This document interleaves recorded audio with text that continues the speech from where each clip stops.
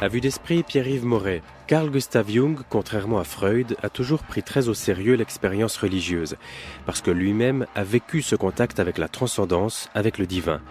Mais il n'en a pourtant jamais conclu à l'existence de Dieu. Bonjour et bienvenue à vous dans cette série que Catherine Erard consacre à la vision du divin selon Jung, une série en nouvelle diffusion réalisée par Gilles Ozaman. Catherine Erard, c'est vous que nous retrouvons et nous allons retrouver votre invité que nous entendions hier, Michel Cazenave, qui nous disait hier la proximité entre Jung et la théologie négative ou apophatique, pour reprendre ce terme. Voilà, on le rappelle, ce terme un peu technique se réfère à un courant de pensée pour lequel on ne peut rien dire de positif sur Dieu. Donc, il n'est pas père, il n'est pas créateur, il n'est pas bon, parce qu'il est tellement au-delà de tout ça qu'il faut mieux se taire. Voilà, c'est ça l'idée de fond. Par contre, on peut, et c'est ce que Jung va faire, parler et réfléchir à l'expérience que les hommes font du divin. Et Jung constate que, à toutes les époques, dans toutes les cultures, il y a des expériences de ce type qui nous sont relatées. Et pour lui, ça se réfère à une énergie, je vais le dire avec ce terme-là, liée au religieux, une énergie qui est présente dans tout individu, qui est aussi forte, voire même plus forte que la fameuse libido. Donc c'est l'énergie liée à la sexualité. Très cher à Freud. Alors aujourd'hui, vous vous intéressez à la guérison psychique, une guérison qui inclut une expérience de la transcendance selon Jung. Oui, c'est pour le moins interpellant comme affirmation. Alors j'ai commencé à demander à Michel Cazenave, qui dirige la traduction des œuvres de Jung en français, je lui ai demandé ce que Jung voulait dire avec ce terme de guérison.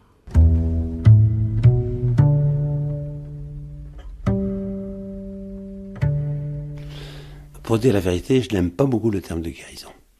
Parce que la guérison, qu'est-ce que c'est ? Si on prend la définition de l'OMS, de l'Organisation mondiale de la santé, la guérison, c'est je suis affecté par un virus, d'une certaine manière, on me soigne, je reviens à l'état antérieur. Et pour Jung, il est évident qu'une véritable guérison, si on se sert de ce terme, tient à la transformation intérieure qui est celle de l'individu. C'est-à-dire que précisément, ce n'est pas revenir à l'état antérieur, c'est l'avoir dépassé. Et on voit très bien comment Jung revient à de très vieux motifs anthropologiques, c'est-à-dire que d'une certaine manière, on ne se guérit, là je mets le mot entre guillemets, de cette manière, on ne se guérit que si précisément, à travers l'épreuve, on a découvert quelque chose de nouveau, et en même temps de plus profond en soi. C'est-à-dire qu'il ne s'agit pas de revenir à une espèce d'adaptation à la société, comme nous l'avons tous plus ou moins bâti dans la première partie de notre vie, mais au contraire d'avoir découvert quelque chose qui est de l'ordre d'une vocation intérieure, d'une certaine manière. Bon, et on sait très bien que ça, la vocation, Jung est quand même extrêmement sensible à ce terme-là et à ce que ça désigne. Je rappelle d'ailleurs uniquement le fameux adage, en principe proféré par la Pitié, mais enfin, on le retrouve d'abord dans Erasme, qu'il avait mis sur sa maison à Küsnacht. D'ailleurs, si on va encore la visiter aujourd'hui, c'est encore gravé dans la pierre. Vocatus atque non locatus, Deus aderit. Autrement dit, appelé ou non appelé, le Dieu sera là. Bon, alors, la vocation de Dieu, si on peut dire, est-ce que nous appelons Dieu, mais en même temps, est-ce que quelque chose de l'ordre de cette transcendance, de ce qui nous dépasse complètement, nous appelle ? Là, clairement, Jung répond oui. Effectivement, il y a quelque chose qui nous appelle, mais pour le découvrir, nous devons nous transformer. C'est-à-dire, nous ne devons pas être simplement dans la construction de notre moi, et en même temps, à travers ce moi, ça doit nous aider à dépasser ce moi. Alors, le terme de vocation, il est aussi lourd, il est aussi bien piégé. Qu'est-ce qu'il y a là derrière ? C'est quoi ? C'est l'idée de trouver un sens ? Est-ce que, très pratiquement, c'est un engagement pour les autres ? Qu'est-ce qui percevait là derrière ? Ah, ça, je dirais, ce qu'on oublie toujours, c'est qu'il n'y a pas de pensée jungienne définitive. Je veux dire, Jung, là aussi, j'ai publié la lettre, dans laquelle il le dit, s'il y a des Jungiens, je suis le dernier des Jungiens. Autrement dit, le véritable Jungien, éventuellement, sera en désaccord avec moi, parce qu'on ne peut penser qu'à partir de son expérience intérieure. Donc, les conclusions que Jung tirait, il le disait bien, elles sont valables pour moi, mais quelqu'un d'autre sera obligé éventuellement, aura des conclusions différentes des miennes. Et il était, vous savez, il faut quand même se rappeler qu'il avait beaucoup lu Nietzsche, c'est-à-dire la fameuse déclaration dans Zarathustra, je n'ai de disciple que celui qui m'a trahi, de cette manière. C'est-à-dire que on ne peut pas s'appuyer sur ce qu'écrivait Jung des conséquences de cette découverte, précisément, de la découverte de ce que nous avons le plus profondément en nous, pour en tirer des conclusions pour nous. Autrement dit, c'est à chacun de renégocier. De renégocier avec le divin. Simplement, ce sur quoi Jung insiste toujours, c'est que ce n'est pas une fuite hors du réel. C'est-à-dire, c'est la découverte d'un autre niveau de réalité, si on peut dire, mais en même temps, ça ne nous empêche pas de continuer à habiter notre niveau de réalité à nous. Vous savez, ça me fait beaucoup penser à ce que raconte Sainte Thérèse d'Avila dans son autobiographie. Bon, généralement, on voit toujours la scène de la transverbération. C'est-à-dire le moment où, effectivement, il y a l'union avec le divin à travers cette figure de l'ange qui lui enfonce une lance dans le ventre.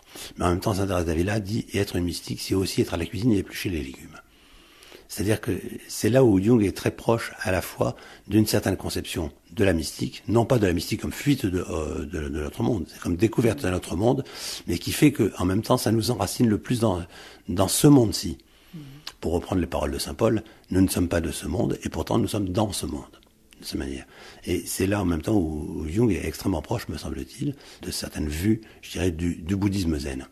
C'est-à-dire que nous savons bien, d'une certaine manière, que nous n'existons pas en tant que moi, que nous sommes de l'ordre de l'illusion, mais en même temps, nous sommes dans ce monde, nous sommes enracinés dans lui, et nous avons un rapport réel à lui. Il ne s'agit absolument pas d'une espèce de manière de s'en sortir en niant ce monde-ci. Très loin de là.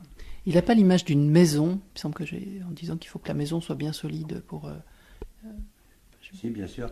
Le grand rêve qu'il expose à Freud, qu'il a au moment où il est encore collaborateur de Freud, dans laquelle il a une maison avec des escaliers, vous savez, qui descendent dans le sous-sol, et qui l'amène justement à une archéologie du sujet, à une archéologie qui dépasse largement l'histoire personnelle du sujet. Bon, et en même temps, il y a cette maison qu'il a bâtie de ses propres mains sur les rives du lac de Zurich, mais où, précisément, on voit très bien comment, de ce point de vue-là, il faut habiter la nature, complètement, c'est-à-dire qu'il y a tout le temps cet enracinement dans la réalité de ce monde-ci, et où en même temps, il essaie de le comprendre de manière symbolique, et si vous avez visité sa maison, vous apercevez qu'effectivement, il y a un plan qui est totalement symbolique. Elle regorge de gravures, elle regorge de sculptures qui renvoient précisément à un plan symbolique. C'est-à-dire, il y a toujours cette idée, à la fois nous devons habiter ce monde et nous devons voir en quoi ce monde est la signature d'un autre monde. Mais je le répète, ce n'est à l'exclusive ni de l'un ni de l'autre. Ouais. On est toujours dans cette pensée où on n'exclut jamais un des termes. Ah non. Non. Si on exclut un des termes, on est sûr d'une certaine manière d'avoir une maladie psychique. C'est-à-dire que si on exclut ce qui est de l'ordre de ce monde, ou ce que la psychanalyse classique appellera de l'ordre de la sexualité fera retour. Et si on exclut la spiritualité, d'une certaine manière, elle fera toujours retour. Elle reviendra frapper à la porte. Et de ce point de vue-là, parce qu'en gros, c'est ce que l'on reproche à Freud, de se dire, mais à ce moment-là, pourquoi Freud, par exemple, est tellement, je dirais, poursuivi par la figure de Moïse? Si c'est pas une figure biblique, si ce n'est pas une figure spirituelle, je me demande bien de quoi il s'agit.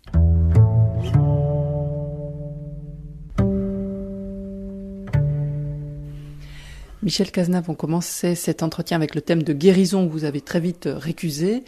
Est-ce que, peut-être pour utiliser un langage plus proche de Jung, il faudrait parler d'individuation? Oui, sans aucun doute, à condition de bien voir que l'individuation, à mes yeux, c'est quasiment l'équivalent laïque, pseudo-scientifique, puisque Jung veut être un scientifique selon la mode de son époque, je dirais, du terme, finalement, de l'expérience mystique en tant que telle. Parce que l'individuation, c'est quand même arriver à une indivision du sujet, ce que ça veut dire, indivis, non divisé, ça n'a rien à voir avec l'individu tel que nous l'a légué le XVIIIe siècle, bien entendu. Bon, c'est atteindre à cette indivision en sachant bien en même temps, je suis désolé, je suis obligé de parler de manière paradoxale, qu'en réalité, nous ne l'atteindrons jamais, de cette manière. Et on voit bien la manière dont Jung, par exemple, parle d'arriver à la totalité, ce qu'on a traduit en français par totalité. Et je me rappelle comme lorsque j'ai pris la direction des œuvres de Jung, dans laquelle j'ai dit, je ne veux plus voir le terme de totalité. Parce que lorsque Jung écrit, on s'aperçoit dans sa langue, il avait le choix, vous savez, en allemand, entre Totalität et Ganzheit, et il choisit toujours Ganzheit. Or, Ganzheit, c'est l'entièreté du sujet, c'est effectivement la totalité, mais la totalité dans la tradition philosophique allemande, autrement dit, c'est la totalité qui est celle du Dieu inconnaissable, de cette manière. Autrement dit, c'est une totalité qui est intotalisable humainement, et dans laquelle nous serons toujours en route vers cette totalité. Et c'est là où Jung est extrêmement proche, vous savez, d'un certain nombre de positions du Tao. Ce qui est important, ce n'est pas d'atteindre à l'horizon, c'est de décrire la voie, c'est d'avoir pris la voie. Mais en même temps, lorsque Jung parle de l'individuation, c'est justement de l'ordre de la mystique, c'est-à-dire que nous sommes en route vers ce Dieu inconnaissable, tout en sachant très bien que d'une certaine manière, nous ne l'épuiserons jamais. Mais ce phénomène d'individuation, cette route, c'est quoi? C'est descendre en soi, c'est rapatrier au niveau de la conscience ou prendre conscience qu'on baigne dans un inconscient qui est bien plus large que nous. C'est quoi comme chemin psychologique? Alors, psychologiquement, là, à nouveau, nous sommes dans les contradictions apparentes. Parce que c'est reconnaître qu'il existe quelque chose de ce que généralement on appelait la transcendance, le divin qui nous dépasse de partout, et en même temps, et c'est là où Jung est extrêmement proche de Maître Eckhart, c'est se rendre compte que cette transcendance, elle est au fond de nous, c'est au fond de notre cœur. Et c'est ce qui fait que, précisément, elle ne pourra jamais être complètement assumée, puisqu'elle est immanente, elle est en nous, elle est dans notre cœur, évidemment, et donc nous devons descendre le plus profond en nous pour découvrir quelque chose qui est de l'ordre d'une altérité. Vous savez, c'est la fameuse phrase de Rimbaud dans sa correspondance, « Je est un autre », à condition de mettre « autre » avec un grand A majuscule, de cette manière. Et c'est là où, en même temps, je pense qu'on est vraiment dans les abords de quelque chose qui est le phénomène mystique, mais qui est le phénomène mystique non pas relié à telle ou telle religion précise, mais le phénomène mystique tel qu'il peut être vécu par une personne, je dirais, tout à fait spontanément.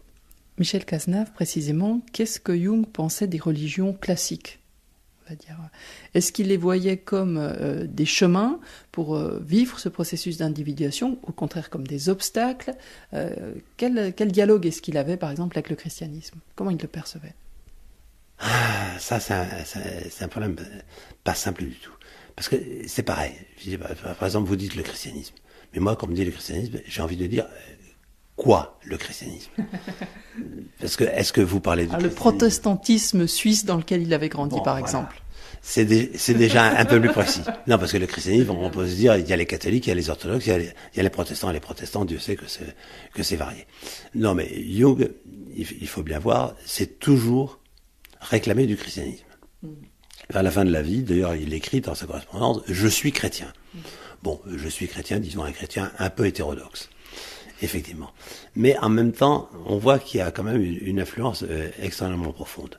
Lorsque, par exemple, il traite de ce rapport « Dieu a besoin des hommes » et les hommes ont besoin de Dieu. On voit très bien que ce à quoi il fait référence, ce qui lui vient tout à fait naturellement et qu'il exprime largement dans sa correspondance, ce à quoi il fait référence, c'est à ce que proclamait déjà quelqu'un comme Cyril d'Alexandrie. Autrement dit, Dieu s'est fait homme afin que l'homme devienne Dieu. Bon, et ça, lorsque Jung écrit ça, on se dit, mais quand même, il est entièrement formaté par son christianisme. Alors en même temps, il essaie de s'ouvrir à autre chose. Lorsqu'il parle du soi, on voit très bien que, précisément, c'est l'image du divin en nous. Donc, il va les chercher dans la Chandogya Upanishad. Autrement dit, dans la pensée indienne, où il essaie de dépasser son christianisme originel. Mais je me dis, et c'est un travail qui reste à faire, de dire en quoi Jung est profondément chrétien et en quoi cette théorie est formatée par le christianisme d'une certaine manière et en quoi en même temps il a essayé de le dépasser.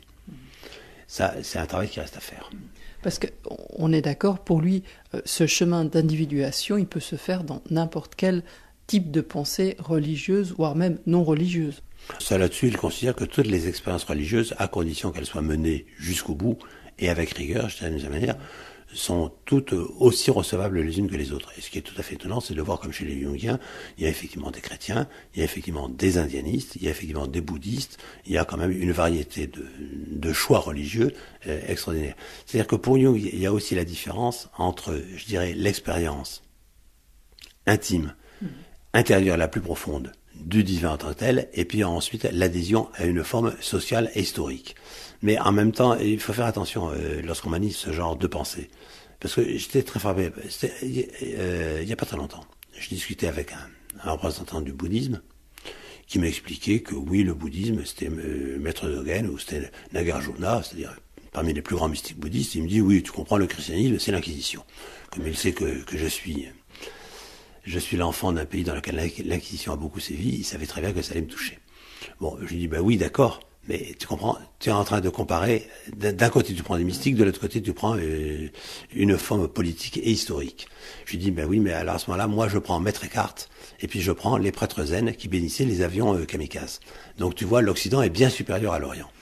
J'ai dit, non mais, comme disait Peggy, on ne compare que mystique à mystique et politique à politique. Et c'est là où, précisément, les formes religieuses, je veux dire, dans lesquelles je vais éventuellement m'inscrire, ce ne sont que des formes religieuses, que des formes sociales éphémères, d'une certaine manière, historiques, bon, qui vont évoluer au fur et à mesure du temps. Si même je prends le christianisme, je dirais entre le paléochristianisme, entre les grands conciles des 4e, 5e siècles, entre le christianisme médiéval, le christianisme du 19e siècle, le christianisme d'aujourd'hui, on voit bien comme il y a quand même des transformations profondes. C'est pour ça que je n'aime pas beaucoup travailler avec des catégories aussi floues, je dirais. Dans cette vision qu'a Jung du chemin d'individuation, du chemin de guérison, même si vous n'aimez pas ce terme, il faudrait peut-être parler de salut, mais là c'est aussi un grand mot et donc on va peut-être pas forcément l'utiliser. Il parle de 4 charismata. Alors, je ne sais pas s'il faut les traduire par charisme, là aussi de nouveau on est sur des termes qui sont très très ambivalents. Il parle de croyance, d'espérance, d'amour et de connaissance. C'est étonnant quand même. Ben, non, parce que là, je crois qu'il faut quand même se rappeler d'où vient le thème charismata. Les fameux charismes. Encore que je constate que dans l'église d'aujourd'hui, souvent, on n'y croit pas beaucoup. Je me rappelle une visite à l'archevêché de Paris où je parlais du mouvement charismatique, dans lequel l'évêque qui me recevait me dit « Oh, le charisme, qu'est-ce que c'est que ça ?» Je lui dis s'il lisait les Actes des Apôtres et la fête de la Pentecôte, quand même, il se passe quelque chose. Mais enfin, ce qu'on peut se rappeler, c'est que le charismata vient du grec charis, la grâce. Et la grâce qui est à la fois la grâce humaine de la danseuse, mais qui est en même temps la grâce de Dieu. Et je suis frappé de voir comme chez Jung, ça revient tout le temps, cette expression, par la grâce de Dieu. C'est-à-dire, là, on voit aussi toute la formation protestante qui est la sienne, une certaine lecture de Saint-Augustin, c'est-à-dire que finalement, ce n'est que par la gratuité, parce que là aussi, c'est quand même très, très, très proche, par la gratuité de l'amour divin, que nous pouvons arriver à quelque chose. C'est pas nous qui provoquons ces expériences, hein, ça vient aussi souvent chez lui. Non, il y a tout le temps cette idée que c'est quelque chose qui nous tombe dessus, d'une certaine manière. Et où, je dirais, alors évidemment, il faut entendre ce que je veux dire par là, c'est que la plus terrible épreuve qui nous arrive, c'est éventuellement, justement, l'amour que nous manifeste le divin, d'une certaine manière. Parce que les épreuves, c'est justement ce qui nous permet d'aller de l'avant. Ce qui nous permet de ne pas croupir dans l'état dans lequel nous sommes, dans la manière dont nous nous sommes adaptés à la société qui nous environne, dont nous avons bâti notre moi, je dirais un moi très illusoire. Il faut se rappeler que pour Jung, le moi n'est qu'un complexe. Ce n'est pas autre chose. Donc on n'est pas très loin de la notion des agrégats, qu'ont par exemple les bouddhistes. Mais il y a toujours cette idée que précisément, nous avons des instants de grâce, c'est-à-dire nous avons des moments où tout ce que nous avons bâti purement humainement se fissure d'une certaine manière, et que c'est par là que justement va exuder quelque chose de l'ordre de la révélation du divin. Une prise de conscience de quelque chose, du fait que le moi est dans quelque chose de beaucoup plus large. Je le dis peut-être avec mes mots un peu simplistes, oui, mais... Non, mais il y a toujours chez Jung, et là je pense que c'est ce qui le distingue clairement de Freud, et c'est là où on voit que Jung est psychiatre, il y a cette idée que précisément que le moi est quelque chose qui doit être complètement dépassé. De cette manière. Et que dans l'épreuve de la folie, et je fais exprès de prendre folie et de ne pas parler de maladie mentale pour garder le double sens du mot folie, dans l'épreuve de la folie, nous avons accès à quelque chose du réel, si on peut dire, que nous avons généralement complètement oublié. Et je veux dire, si on oublie ça chez Jung, là, finalement, on passe complètement à côté de quelque chose. Si je me rappelle bien, c'est en 1939 que, alors qu'il fait une communication en Angleterre sur la maladie mentale, il parle du privilège de ceux qui sont possédés. Bon, alors ça, évidemment, c'est le genre de déclaration sur lequel, généralement, on fait le grand silence. Ben oui, mais le privilège de ceux qui sont possédés, ça renvoie en même temps à tous les cultes à possession, Je pense au Stambali tunisien, je pense au Gnawa du Maroc, je pense évidemment à tous les cultes afro-brésiliens dans lesquels nous sommes possédés. Alors, je dirais, nous, dans notre arrogance occidentale, nous disons, oui, bien sûr, ce n'est que, à nouveau, ce n'est que des instances psychiques qui se manifestent sous la forme de ce qu'ils prennent pour des dieux ou ce qu'ils prennent pour des esprits. Je dis, est-ce que les esprits n'existent pas? Honnêtement, je n'en sais rien. Je ne peux pas me prononcer. Mais il y a en même temps cette idée que, précisément, lorsqu'il y a quelque chose qui se dévoile de ce qui nous transcende, de ce qui nous dépasse, c'est précisément l'accès, en fait, la découverte d'un monde autre que celui dans lequel... C'est-à-dire que le monde n'est pas que, à nouveau, le monde n'est pas que le monde qui nous entoure, le monde que nous pouvons toucher, le monde sensible dans lequel nous habitons. Et que ça, on ne peut jamais l'oublier.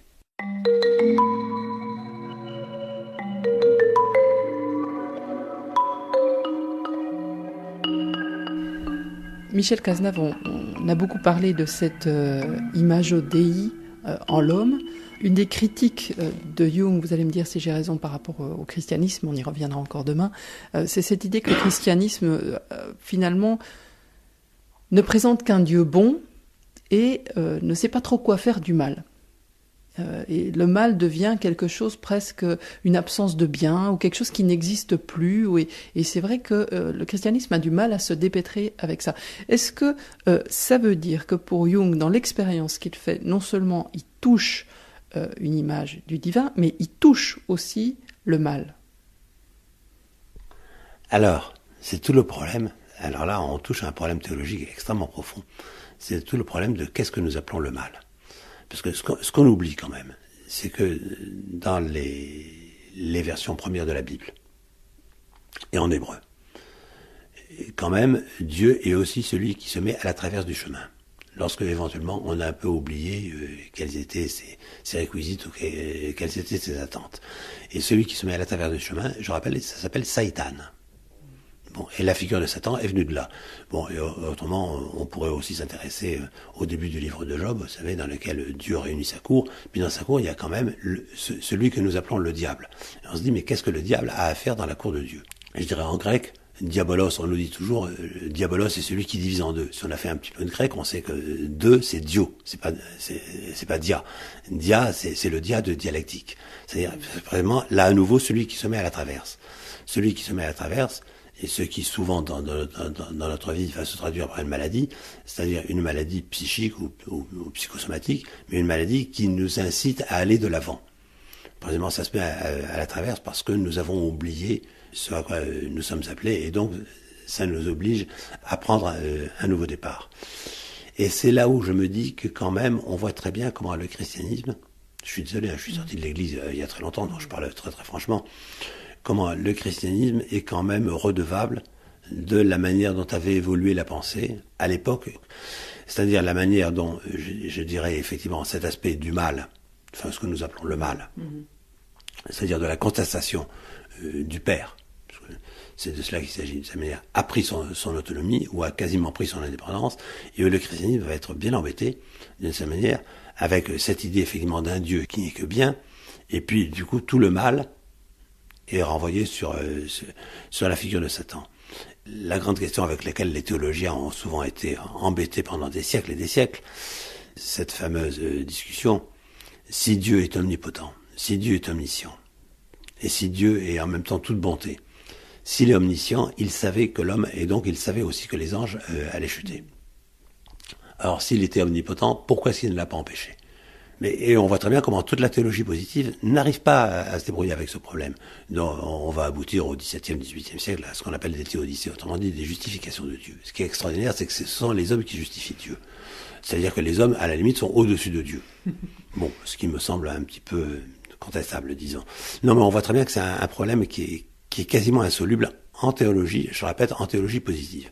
Alors qu'en théologie négative, ça ne pose pas beaucoup de problèmes, puisque d'une certaine manière, Dieu se présentant et se révélant effectivement sous une dualitude, c'est-à-dire à la fois la source du bien et la source du mal, on n'a pas beaucoup de problèmes.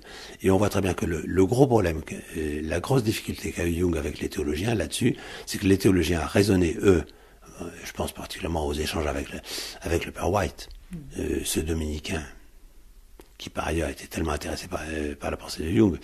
Mais le père White, on le voit bien, raisonne en ce que j'appelle une théologie cataphatique, autrement dit une théologie positive, qui peut définir ce qu'est Dieu, alors que Jung raisonne en théologie apophatique.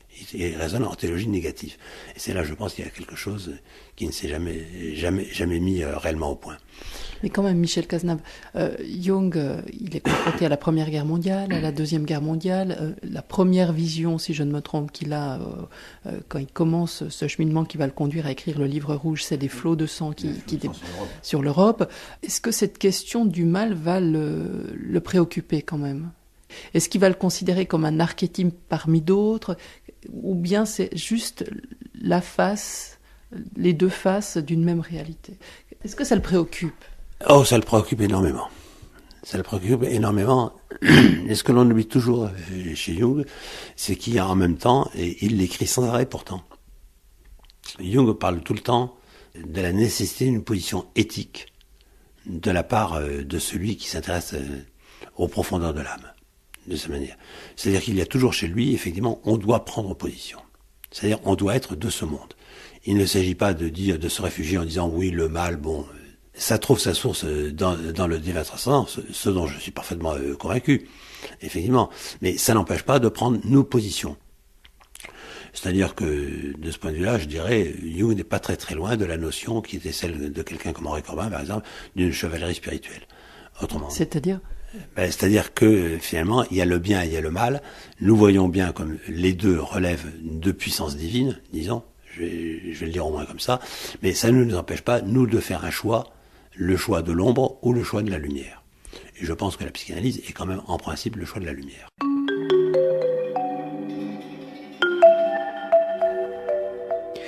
Michel Cazenave, à votre micro, Catherine Erard. Michel Cazenave qui dirige la traduction des œuvres de Jung en français et qui a beaucoup écrit sur la vision que Jung a du divin. Et demain, Catherine, nous allons retrouver Michel Cazenave pour le dernier volet de cette série. Oui, on va parler de synchronicité, cette idée jungienne que parfois il y a des connexions entre des événements extérieurs et notre ressenti intérieur. On parlera également de son intérêt pour la physique moderne, sa pensée en effet des liens avec cette physique qui découvre des dimensions qui nous dépassent, vous allez le voir.